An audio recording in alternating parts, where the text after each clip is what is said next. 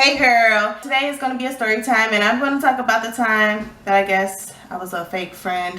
This happened in August of 2014 when I had just started this job working at a collection company. So the first day of training was on a Monday.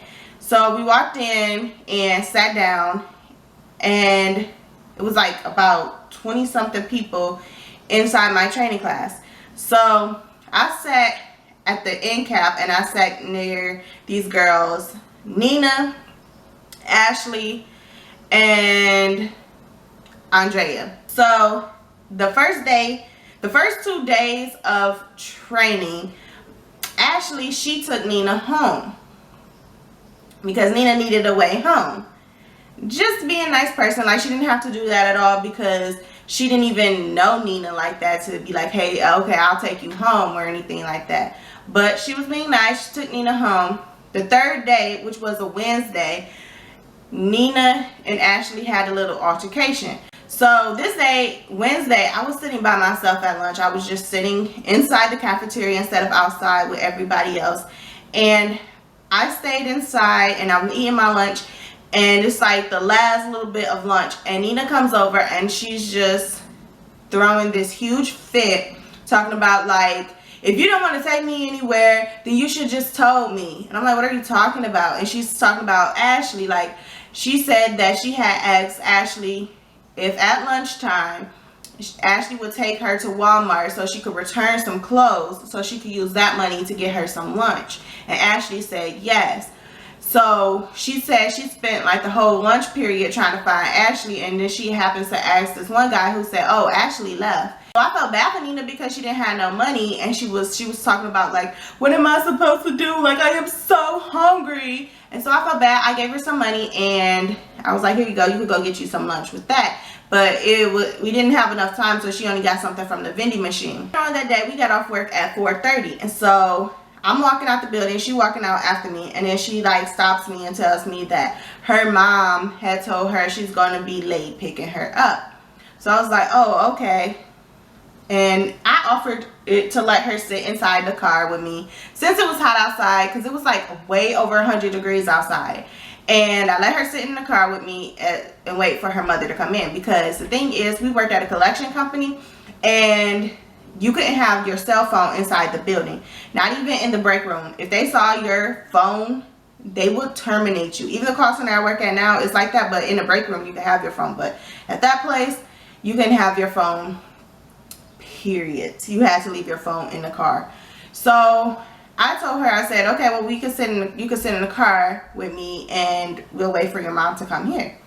And so 10 minutes go by, and then she says, my mom just texted me and said that she's not going to be able to pick me up until like 6:30. And I'm looking like, what? And she was like, yeah, and that's a bunch of bullshit because I got to be at work at 5:30. And that's my car she driving. And like all that stuff. So I'm like, okay, where do you live at? I'll take you home. And so she was like, oh, well, I live like 5 to 10 minutes away. And I was like, okay. And so I took her home. Man, she told me that this was like a 5 to 10 minute drive to her house, okay? No, wrong. I did not get to her house until like 5:20.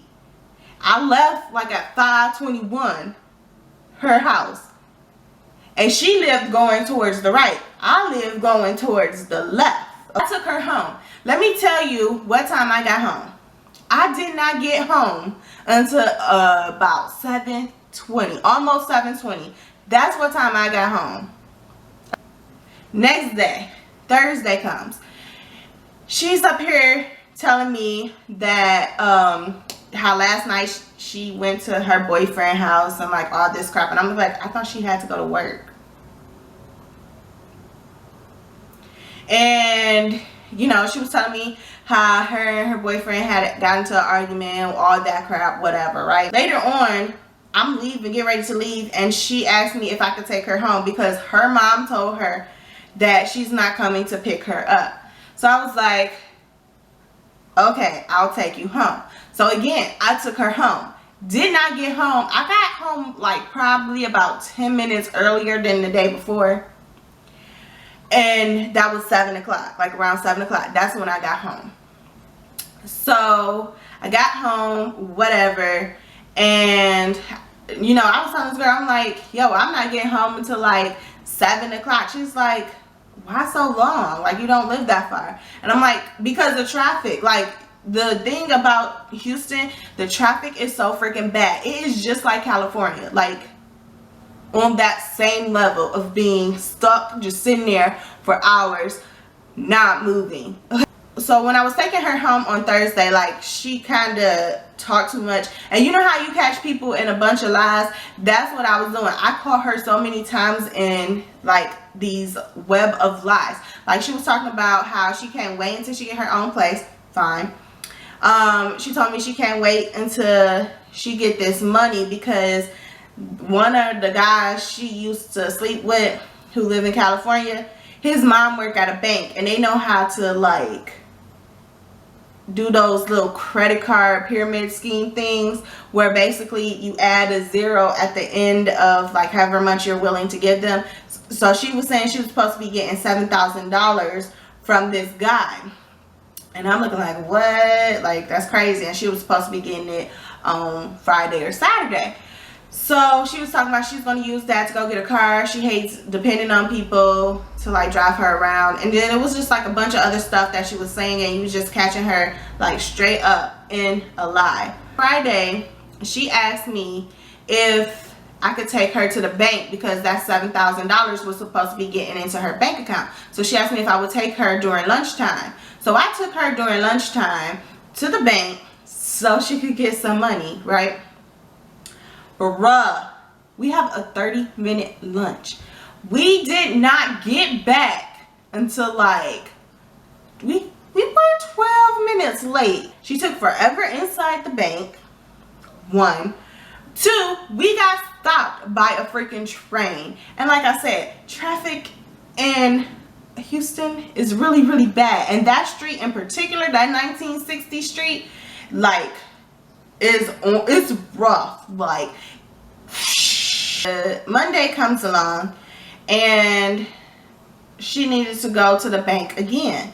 So I took her to the bank again, and we were legit this close to being late. Like, I swear, if she just didn't say forget it with the bank and just drove off, we would have legit been late. Like, seriously. And I was about to be pissed because I'm like, we're not about to be late again, okay? That's money out of my paycheck, bruh. Next day, it's Tuesday. So she comes up to me while I'm like on the call or whatever, and she's like, Raven, can you take me home today because I don't have a way home and I really, really, you know, need a ride. And a lot of stuff was happening with her at this time period too, like to the point where she had to sleep outside, you know, and because her mom kicked her out the house because like Walmart falsely accused her of stealing, and it got to the point where the police and stuff was called. So her mom didn't care to believe like her truth and just was like, no, you getting out my house. You're getting out. And like, this girl, she has 3 kids. One of her kids had died of sickle cell, and she's younger than me too. And she has 2 living kids. So the kids just stayed living with her mom, and she had to sleep like on one of them benches like near a bus stop or whatever. And she went inside Walmart to like change her clothes and stuff and wash up. So I mean, I was like feeling really bad for her and stuff because of everything that was going on in her life. But she had asked me if I could take her home that day, and I was like, I don't think I'm gonna be able to take you. I'm gonna check with my mom because it's my mom's car. So I was like, I'll check with her and see if it's okay that I take you home, because she has to be somewhere at a certain time because she was going out on a date with her boyfriend and stuff. And she had to meet like her boyfriend halfway or something. I don't know, something, but whatever. And she was like, okay. So my mom said she needed the car as soon as I got off work, and because she needs to be in like route around 5 something. So I went and I told Nina, I said, I'm not gonna be able to take you home because my mom needs the car. And so she caused this big ass scene, like, so what am I supposed to do, Raven? How am I gonna get home? How am I gonna get home? What am I supposed to do? I'm like, don't you got a sister? Why don't you call your sister? And she's like, my sister don't get off work till 6 o'clock. I need to get home. Like, what am I gonna do? What am I gonna do? And I'm like, well, maybe. And she was like, no, just be quiet. Just be quiet. I'll figure something out. I'll figure something out. And she was like legit causing this big ass scene where people was turning around like in her group and looking at us. And I'm looking like, bruh. I went to lunch. I saw Ashley. Ashley came up to me and she started telling me that Nina was outside talking about me. And she was like, I'm not trying to tell you to be scared or anything, or that you should be worried, but you know, I just want you to be prepared. I'm like, I mean, I don't care what she got to say. If she got something to say, she can come say it to my face. She out there talking, whatever. I don't care. And then I went outside. I sat at the table. She got up and she left. And then the rest of us, we just started talking. And we were talking about everything that had happened. And Ashley was telling her side of the story. She actually said the thing that happened with her was, like, Nina asked her to take her to Walmart so she could get some food. She said, yes, I'll take you to Walmart so you can do your return and get that money so you can get you some food. She said that she was waiting over 15 minutes for Nina, and she was walking around. She looked for her a couple times, and she stayed in a break room and just stood there waiting for Nina to come. Nina was nowhere to be found. So she said, forget it, I'm not about to sit here and waste my whole lunch when I could go get me something to eat, because we got to be back in like 15 minutes. So that's the thing. She was like, she's doing the same thing that she did to me, to you. And I'm like, I mean, if I'm wrong, then I don't care, because first off, that's not my responsibility to be taking her home in the first place. Like, I barely even know you, okay? I'm taking you home the first week that we met, and I'm taking you home. I'm going out of my way, driving an additional 20 something minutes away from my house to drop you off. You know what I'm saying? Like, bruh. And she was like, yeah, and she was talking about you being a fake friend and like how you never want to do stuff for her, and how, you know, she always treats people the way that they want to be treated, and you know, all this stuff, just mad trash about you. And I'm like, I mean, if that makes her feel better, if that helps her sleep at night, she could by all means talk about me, because I don't care what people got to say about me. If they don't like me, then I could care less. Peace. Like, bruh, do what you gotta do, because everybody in this world is not about to be my friend. Everybody in this world don't like me. Like, I don't care if you don't like me. Bye. I don't know, like, Nina, she was like on some trip, bruh. She was legit on some trip. So she was mad at me for probably like a week. She didn't talk to me. She didn't say nothing to me. Every now and then she would say hi or something, or she'll come up to me and try to make conversation or whatever.